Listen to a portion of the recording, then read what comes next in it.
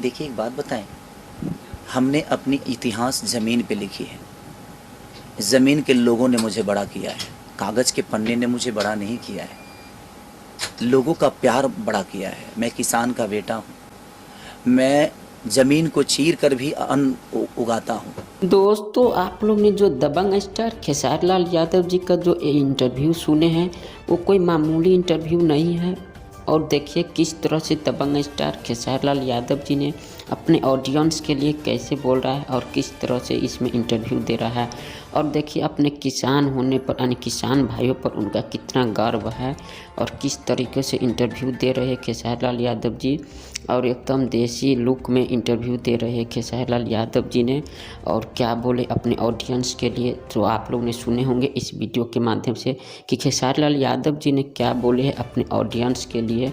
और दोस्तों, आप लोग को क्या कहना है, यानी खेसारी लाल यादव जी को ऐसा बोलना चाहिए या नहीं बोलना चाहिए, नीचे हमें कमेंट करके ज़रूर बताइएगा।